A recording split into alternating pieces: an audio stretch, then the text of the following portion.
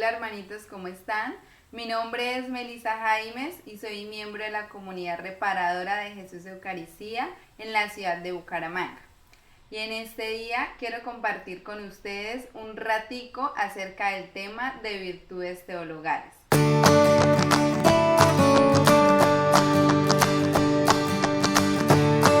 Pero para hablar de virtudes teologales, primero quiero que compartamos sobre qué es la virtud. Y para eso nos vamos a ir al Catecismo de la Iglesia Católica en el numeral 1803. Ahí nos dice que la virtud es una disposición habitual y firme a hacer el bien, a practicar el bien. Permite a la persona no solamente realizar actos buenos, sino dar lo mejor de sí mismo, con todas sus fuerzas sensibles y espirituales. La persona virtuosa tiende a hacer el bien. Lo busca, lo elige a través de acciones concretas. También San Gregorio de Nicea nos dice que el objetivo de una persona virtuosa es ser semejante a Dios. Qué bonito esto sobre las virtudes. Recordemos que somos creados a imagen y semejanza de Dios. Él nos creó a su imagen y semejanza. Es el pecado el que nos aleja de parecernos a Él. Y el objetivo de ser una persona virtuosa es luchar todos los días de nuestra vida por hacer el bien propio y el bien a los demás. Porque todos los días, todo lo que hagamos, todo lo que digamos, sea para ese objetivo único, que es ser semejante a Dios. Ya sabiendo qué es la virtud, ahora sí vamos a hablar sobre qué son las virtudes teologales. Y sobre este tema también el Catecismo de la Iglesia Católica nos enseña sobre esto, en el numeral 1812. Ahí nos dice que las virtudes teologales se refieren directamente a Dios, disponen a los cristianos a vivir en relación con la Santísima Trinidad, tienen como origen, motivo y objeto a Dios uno y trino. Es muy importante esta pequeña introducción para ver las virtudes teologales, porque con esta pequeña introducción tomamos la importancia que merece practicar estas virtudes, ya que estas virtudes nos hace tener una relación más íntima con el Señor, una relación más íntima con Dios Padre, con Dios Hijo y con Dios Espíritu Santo. Y ya sabiendo este pequeño tema sobre el concepto de las virtudes teologales, ahora sí vamos a ver cuáles son esas virtudes. Esas virtudes son tres: fe, esperanza y caridad.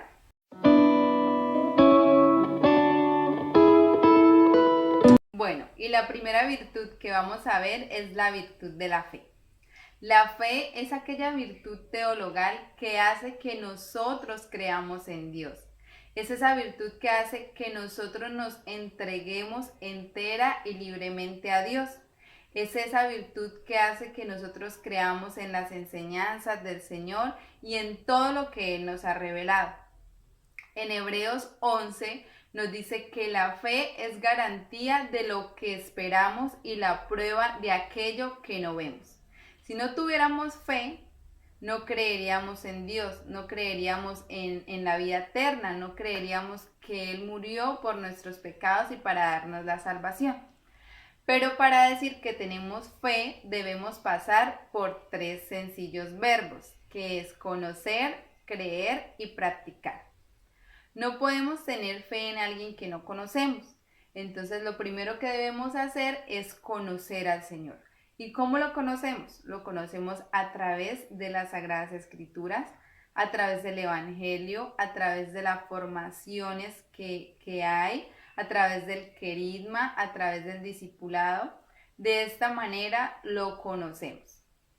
Cuando ya lo conozcamos, ahí sí pasamos al segundo verbo, que es creer. Creer en el Señor, creer en aquello que conocemos ya, creer y aceptar su voluntad. Pero para creer es necesario utilizar el órgano indispensable en todo ser humano, que es el corazón. No podemos intentar creer con la razón. porque Dios es tan grande y hay muchos misterios en el Señor que la razón no nos alcanza para creer. Por eso es necesario incluir el corazón para poder creer en Él. En Romanos 10 nos habla sobre eso y nos dice, porque con el corazón se cree. Si creemos con el corazón, vamos a tener la certeza de aquello que creemos se va a hacer realidad, de que aquello que creemos existe en realidad. Y cuando ya lo conocemos, cuando ya creemos, es muy natural y es muy fácil para nosotros practicar. Practicar aquello que creemos y practicar aquello que conocemos. En Mateo 7 nos habla sobre esto y nos dice, practicar nos cimienta sobre la roca. Cuando ya cumplimos estos 3 sencillos verbos, ahí sí podemos decir, yo tengo fe en el Señor, porque lo conozco, porque creo en Él, porque creo en su santa voluntad y porque practico y lucho cada día por practicar su santa voluntad.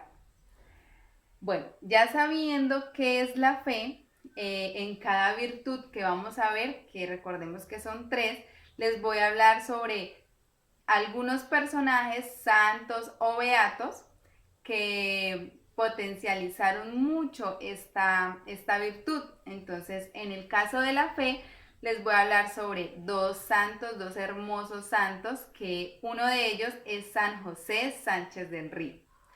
Yo creo que algunos de ustedes ya lo han escuchado hablar. San José Sánchez del Río fue un jovencito de 14 años que vivió en la época que la Iglesia Católica fue perseguida. Este hermoso santo se unió al ejército cristero, que eran los que defendían la fe católica, la fe cristiana, y cuando él estaba defendiendo la fe, fue apresado, fue prisionero, eh, y le quitaron la planta de los pies y lo obligaron a caminar así por todas las calles hasta llegar a donde lo iban a enterrar, hasta su tumba. Primero, imaginémonos ese dolor tan terrible para él, que era caminar descalzo por todas las calles sin tener la planta de los pies. Pero él en ningún momento se quejó, él en todo su camino lo único que decía era viva Cristo Rey. En ningún momento renegó de su fe, porque eso era lo que querían los otros, que negara su fe. Y él en ningún momento lo hizo. Y cuando ya llegaron hasta la tumba que iba a ser de él, lo último que dijo San José Sánchez del Río fue que viva Cristo Rey y que viva Santa María de Guadalupe. Y ahí en ese momento lo mataron. Entonces, pues, miremos este hermoso ejemplo de fe que a pesar de las dificultades, a pesar de estar en peligro su vida, prefirió dar su vida por Dios y por amor a Dios, hasta cumplir con el objetivo que era ser mártir de Cristo. Otro hermoso santo, también ejemplo de fe, fue San Antonio de Padua. Es un santo hermosísimo que me encanta porque cuando él era sacerdote, habían muchos que se burlaban de su prédica, que no lo escuchaban. Y él al ver que no lo escuchaban sus predicaciones, él tenía tanta fe que decía, bueno, si no me escuchan las personas, voy a ir a predicar a los animales. Y él se iba para la orilla del río y empezaba a hacer su celebración, y los peces salían del río, la mitad del cuerpecito de los peces se asomaban del agua y lo escuchaban predicar. Y era tan grandioso esto que hasta que San Antonio de Padua no les daba la bendición, los peces no se iban.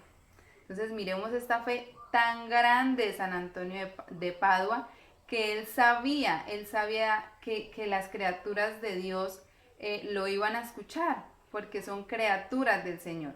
Entonces miren qué bonito estos 2 ejemplos maravillosos Son solo dos de muchísimos ejemplos que hay sobre la fe, pero quería traer estos dos en especial para que compartir con ustedes.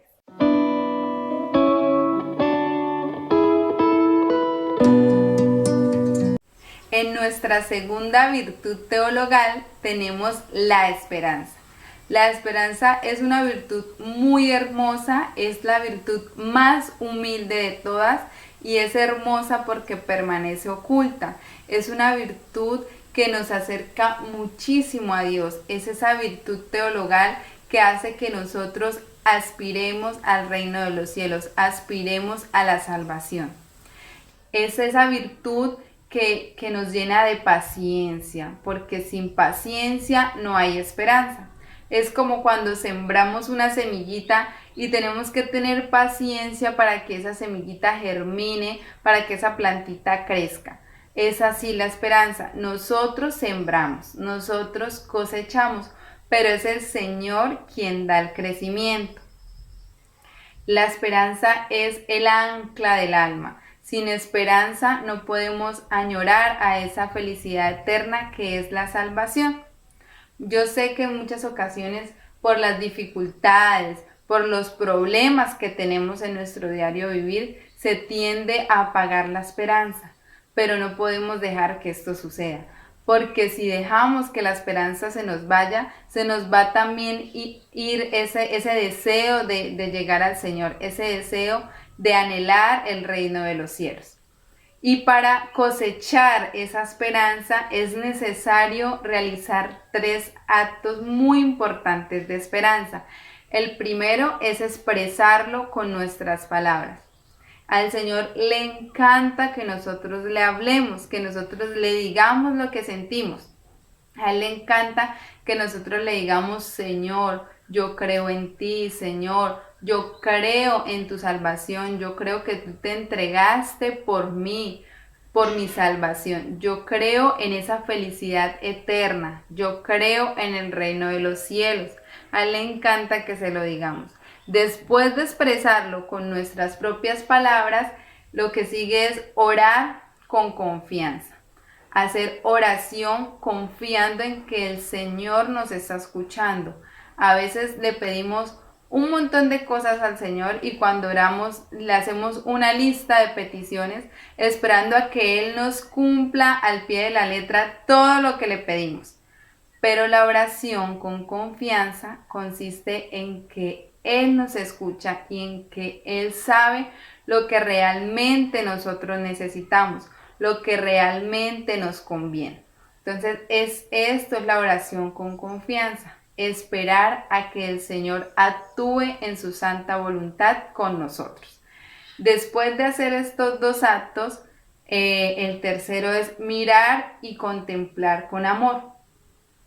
No sé si a ustedes les pasa que cuando miran un crucifijo, cuando miran una imagen del Señor, cuando están en el Santísimo Sacramento, esa esperanza se reavive, esa esperanza renace en nosotros porque nos recuerda que el Señor murió, pero que resucitó por nosotros y que existe esa felicidad eterna y esa salvación para cada uno de nosotros. Por eso es muy importante orar y contemplar al Señor en el crucifijo y en el Santísimo Sacramento. Ya sabiendo esto sobre la esperanza, ahora les quiero hablar sobre 2 personajes hermosísimos que nos anima a cosechar a esta virtud de la esperanza. El primero de ellos es Santa Teresita, el Niño Jesús. Santa Teresita desde muy pequeña siempre anhelaba el cielo. Ella toda su vida anheló el cielo. Siempre leía, sabía, se formaba sobre la historia de los santos y ella cuando sabía sobre los santos, ella se sentía cada vez más pequeñita porque ella decía: no, me hace falta mucho para llegar al cielo. Entonces se esforzaba cada día de su vida por mejorar y por alcanzar esa anhelada santidad. Ella siempre deseó ser santa. Y hasta los últimos años de su vida, hasta los últimos momentos de su vida, ella decía: yo anhelo el cielo aunque estoy viviendo el cielo en la tierra. Ella deseaba morir para encontrarse con el amado. Ella deseaba llegar a esa salvación eterna, a esa vida eterna. Siempre esperó, siempre tuvo esa esperanza del reino de los cielos y toda su vida la cosechó hasta alcanzarla. Qué bonito ejemplo de esperanza en el Señor. Otro personaje también que me encanta es Jod. Jod es un personaje de la Biblia que también nos deja muchas enseñanzas. Él era un hombre, tenía 7 hijos y 3 hijas. Era casado, tenía muchísimo dinero, muchísimos criados, muchísimos animales, bueno, muchísimo. Y siempre fue muy piadoso con el Señor, era muy orante y le encantaba contemplar al Señor. Y como sabemos, pues a Satanás no le gusta eso. Entonces, Satanás se le presentó al Señor y le dijo que Jod era así, que creía tanto en él, que lo amaba tanto, pero porque siempre había tenido una vida bien, ¿sí? Que nunca le había tocado tener padecimientos, que le diera permiso de demostrarle a Dios que si perdía alguna de esas cosas, que ya se le iba a ir la fe y la esperanza en el Señor. Entonces el Señor le dio permiso de que tocara aspectos de su vida, menos la vida de él, menos la propia vida de Jod. Entonces, recordemos que Satanás no puede hacer absolutamente nada sin que el Señor se le dé permiso, se lo autorice. Entonces, esto hizo Satanás. Le mató los hijos de Jod, le quitó todo el dinero que tenía, le dio muchas enfermedades a sus empleados. Bueno, lo dejó sin absolutamente nada. Lo dejó completamente sin posesiones, sin familia, sin nada. Y aún así, Jod siempre le agradeció a Dios por todo y esperaba en el Señor. Le decía que todo pasaba conforme a la voluntad de Dios. Y nunca renegó, nunca perdió la esperanza en el Señor y nunca renegó de su fe. Entonces, por este acto de paciencia que tuvo con el Señor, por este acto que tuvo Jod de esperanza en Dios, el Señor lo premió, y después de que superó todas estas pruebas, lo premió con el doble de lo que tenía. Le dio muchos hijos, le dio muchísimo más dinero de lo que ya tenía, recompensando todo lo que él había hecho por el Señor. Entonces, esto es hermoso, son ejemplos, apenas son 2 de tantos que hay, y los invito para que ustedes también investiguen quién más los puede inspirar para afianzar esta virtud de la esperanza y todas estas virtudes que estamos viendo.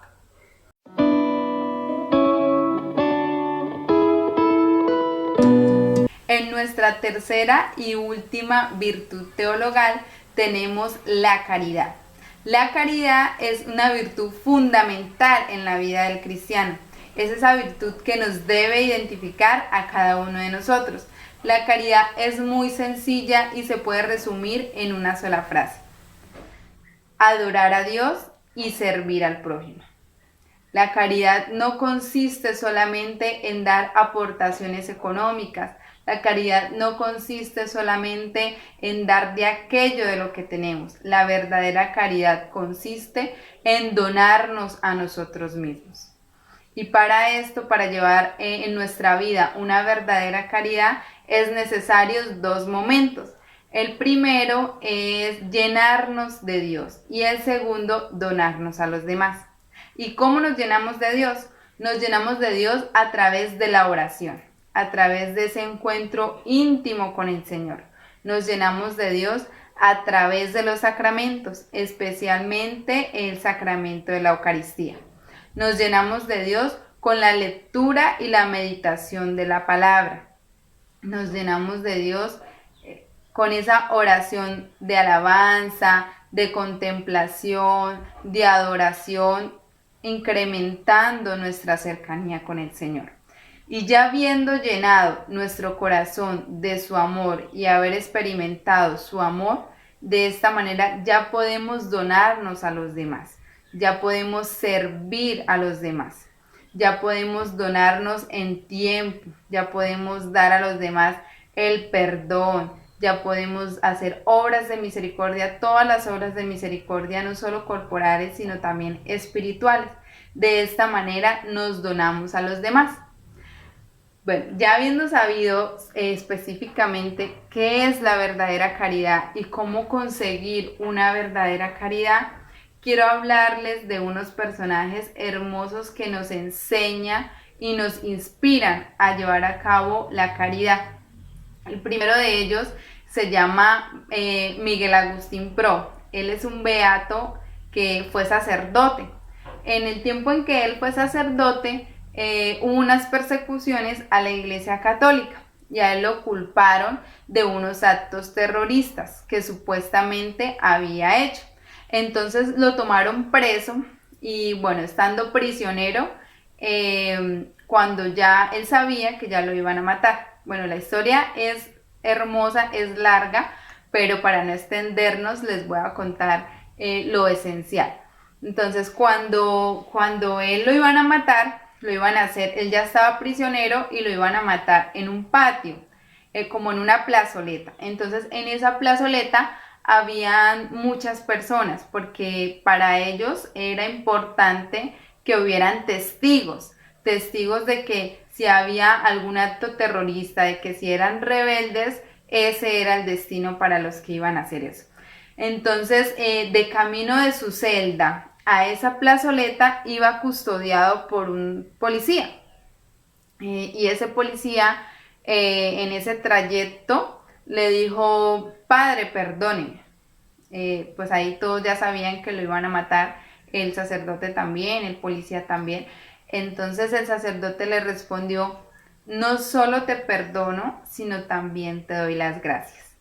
Entonces, mire qué bonito acto de caridad hizo el sacerdote en ese momento.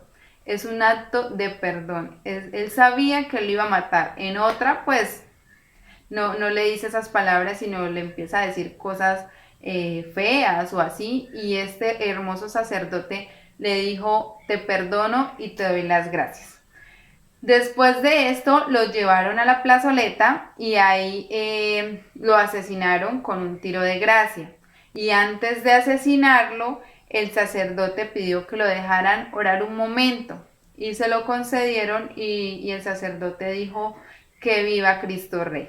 Entonces, mire qué bonito esto, este acto de caridad que tuvo el sacerdote con el policía, de perdonarlo aún sabiendo que él era el que lo iba a matar. Bueno, este es un ejemplo hermoso de caridad. Otro ejemplo que también me encanta es Santa Isabel de Hungría. Santa Isabel de Hungría era una princesa. Ella se la casó su padre a la edad de los 15 años con el príncipe Luis VI de Turquía.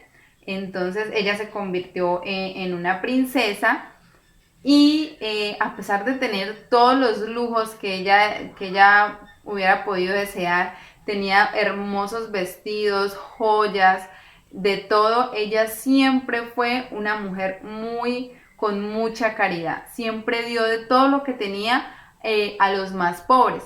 Ella le encantaba salir del castillo e ir a ayudar a los más necesitados.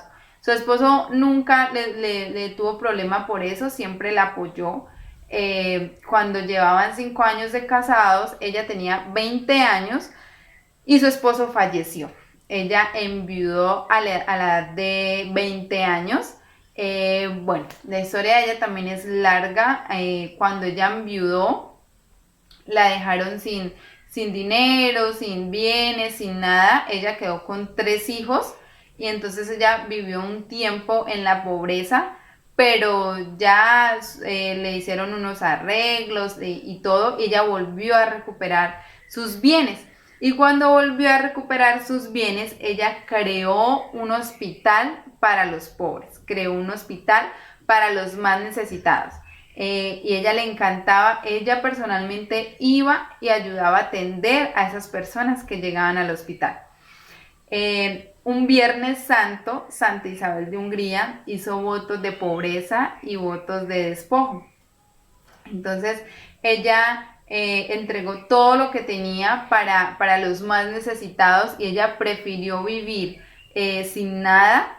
Ella vivía al lado del hospital que había creado en una pequeña choza. Ella vivía ahí y todos los días se iba para el lado que era el hospital a ayudar a atender a todos los enfermos que llegaban.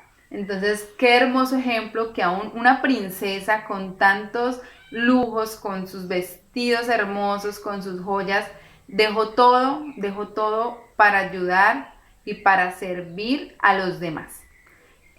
Bueno, otro ejemplo también súper lindo es San Valentín. Yo creo que acá más de uno lo ha escuchado hablar. San Valentín era un sacerdote que donde vivía el emperador había dado la orden de prohibir todos los matrimonios de los jóvenes. Todas las personas jóvenes no se podían casar porque él lo había prohibido, porque según él distraía a los jóvenes a prestar su servicio militar y esas cosas. Entonces San Valentín no estuvo de acuerdo, San Valentín no estaba de acuerdo y él casaba a los jóvenes, casaba a los enamorados a escondidas y los casaba gratis. Entonces así duró un tiempo él casando a los enamorados gratis y a escondidas hasta que se enteraron de lo que él estaba haciendo. Entonces cuando se enteraron lo tomaron prisionero y lo mataron. Y lo mataron un 14 de febrero en el año 270. Es por eso que el 14 de febrero se celebra el Día de los Enamorados. De pronto muchos de ustedes no sabían que era conmemorando a San Valentín como patrono de los enamorados.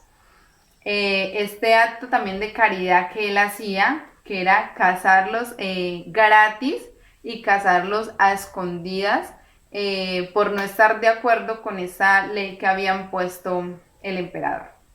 Bueno, otra santica también que es muy característica de la caridad es Santa Teresa de Calcuta. Bueno, la historia de ella también es hermosa. Ella dedicó toda su vida al servicio de los demás. Ella le encantaba ayudar a los enfermos, servirle a los pobres, a los más necesitados, y a esto dedicó sus conventos, los que fundó. Ella dedicó todas sus fuerzas hasta los últimos años de su vida por servir a los demás. Ya con esta